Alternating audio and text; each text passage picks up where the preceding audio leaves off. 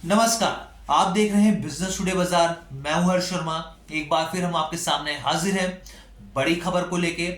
जैसे कि आप सब जानते हैं, रिटेल निवेशकों की काफी ज्यादा दिलचस्पी है यस बैंक को लेकर और तमाम निवेशक यस बैंक के रिजल्ट्स का क्वार्टर 3 के नंबर्स का इंतजार कर रहे थे। आखिरकार वो नंबर आ गए हैं। ये नंबर कैसे हैं? अगर क्वार्टरली के हिसाब से देखें या फिर वाई वाई बेसिस के हिसाब से देखें, साल दर साल के हिसाब से क्या क्या अंतर आया है, चाहे वो प्रॉफिट्स की बात हो, प्रोविजन की बात हो, ग्रॉस एनपीए या नेट एनपीए की बात हो, कितना अंतर आया है। और साथ ही इन रिजल्ट्स के बाद जो मार्केट एक्सपर्ट्स हैं वो क्या कह रहे हैं, स्टॉक में किस तरीके का बदलाव आ सकता है और इसका जो नया टारगेट है वो क्या हो सकता है, तमाम पहलू पर हम लोग चर्चा करेंगे।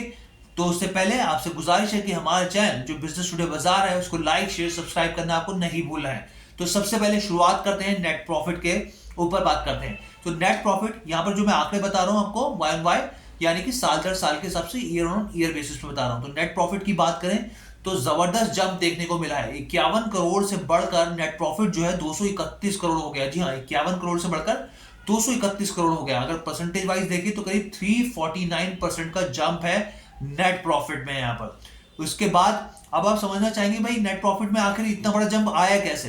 तो इसके पीछे की जो प्रॉफिटेबिलिटी का जो जंप है, इसके पीछे की जो वजह है वो साफ तौर पर प्रोविजनिंग फॉलिंग है, यानी प्रोविजन में साफ तौर पर गिरावट देखने को मिली है जो प्रोविजंस है। अब प्रोविजंस के मोर्चे पे क्या स्थिति है, ताकि आपको पिक्चर और क्लियर हो सके, बेहतर स्थिति समझ में आ सके। तो प्रोविजन की बात करें तो 844 करोड़, मैं आपको बता रहा हूं पिछले साल की बात, दिसंबर क्वार्टर 2022 के अगर हिसाब से देखें तो 844 करोड़ उस समय प्रोविजंस थे, जो अब घटकर 554 करोड़ हो गए। जी 844 करोड़ से घटकर 554 करोड़ प्रोविजंस हो गए। यहाँ पे कटौती देखने को मिली अच्छी खासी। तो ये स्थिति आपके सामने साफ हो गई कि नेट प्रॉफिट के पीछे की जो वजह है वो प्रोविजन में गिरावट देखने को मिली है। लेकिन यहाँ पे प्रोविजन में एक चीज आपको और समझनी जरूरी है। क्या समझनी जरूरी है कि अगर साल दर साल के हिसाब से देखें तो उसमें गिरावट है, लेकिन अगर क्वार्टर ऑन क्वार्टर बेसिस पे देखें, क्यू ऑन क्यू बेसिस पे देखें, अगर सितंबर क्वार्टर को देखें तो जो बैंक के प्रोविजन थे वो करीब करीब 500 करोड़ थे। 500 करोड़ थे, लेकिन अब इस क्वार्टर में कितना है, 500 करोड़ से बढ़कर 554 करोड़ हो गया। तो यहाँ पे स्लाइटली सी बढ़ोतरी देखने को मिली है क्वार्टर ऑन क्वार्टर बेसिस पे। लेकिन अगर वाई ऑन वाई बेसिस पे देखेंगे तो प्रोविजंस में 844 करोड़ से घटकर 554 करोड़ आए। तो अच्छी खासी इसमें कटौती या फिर गिरावट देखने को मिली है यहाँ पर। अब हम बात करते हैं नेट इंटरेस्ट इनकम की, बात करते हैं एनआईआई की, जिसको हम लोग बैंक का कोर इनकम भी कहते हैं। अब इसमें भी बढ़ोतरी देखने को मिली है। कितनी बढ़ोतरी देखने को मिली है? करीब 2.3%। तो यहाँ पर करीब करीब 2.5% की यहाँ पर बढ़ोतरी या फिर इंक्रीज देखने को मिला है नेट इंटरेस्ट इनकम में। अब ग्रॉस एनपीए की बात करते हैं। ग्रॉस एनपीए भी बहुत इंपॉर्टेंट पार्ट होता है बैंक का। तो ग्रॉस एनपीए में कोई बदलाव नहीं हुआ है, 2% है, यानी कि पिछले साल दिसंबर क्वार्टर में भी करीब 2% था और अभी भी 2%, यानी it means there is no change from last year to this year. कोई बदलाव नहीं आया है, उतना ही स्टेबल है, स्टेगनेंट है यहाँ पर। ये स्थिति आपके सामने साफ हो गई। अब नेट एनपीए की बात करें, नेट एनपीए में थोड़ी सी यहाँ पर गिरावट देखने को मिली है। अगर वाई वाई बेसिस पर देखें तो करीब 1% जो था वो दिसंबर 2022 के क्वार्टर की बात की जाए तब नेट एनपीए 1% था, जो कि अब घटकर 0.9% हो गया है वाई वाई बेसिस पे देखा जाए तो ये जो नंबर्स हैं ये मैंने आपके सामने रख दिए। अब मार्केट एक्सपर्ट्स क्या कह रहे हैं इन नंबर्स पर, क्या किस तरह की उम्मीद जता रहे हैं वो भी मैं आपको बताता हूँ। क्या नए टारगेट्स आएंगे, उनका क्या मानना है, मैं सारी चीज स्थिति आपके सामने स्पष्ट कर देता हूँ। तो जैसा कि आप जानते हैं कि जो स्टॉक है वो एक रिजल्ट से 1-1.5 हफ्ते पहले ही एकदम फ्लैट था। कुछ बहुत ज्यादा अंदर देखने को मिला नहीं। एक रेंज बाउंड के तहत, एक रेंज बाउंड में फंसा हुआ साफ तौर पर दिख रहा था। और सोचिए 3 महीने के अंदर ही 16 से सीधा ऊपर चढ़ता हुआ आपको दिखा है। 16 के लेवल पे था और उसमें एक अच्छी खासी तेजी देखने को मिली 3 महीने के अंदर, लेकिन रिजल्ट से पहले रेंज बाउंड में साफ तौर पे था। अब मार्केट एक्सपर्ट राघवेंद्र जी से हमने बात करी।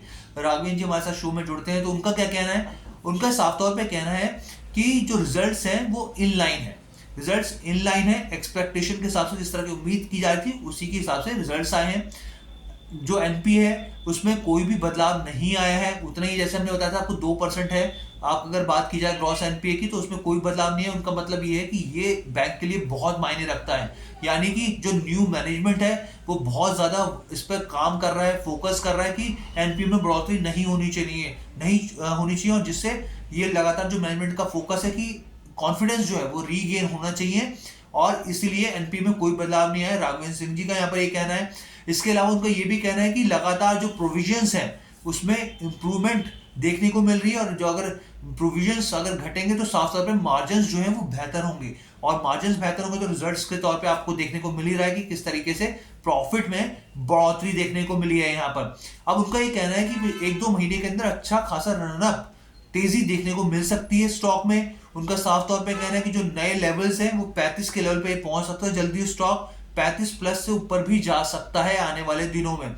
साफ तौर पर उनका कहना है जो प्रोविजंस है वो 34% की जो गिरावट देखने को मिली है वो इसका साइन अच्छा है, इसके मायने अच्छे हैं। और बैंक जो है वो लगातार फोकस कर रहा है, जो भी लोन डिस्ट्रीब्यूट कर रहा है उसके ऊपर पूरा फोकस है एनपीए को कम करने पर और एनपीए को स्टेगनेंट करने पर। तो ये ओवरऑल यस बैंक के ऊपर हम लोग विश्लेषण लेके आए थे रिजल्ट्स के ऊपर। कैसी लगी वीडियो आप हमें कमेंट करके जरूर बताइएगा।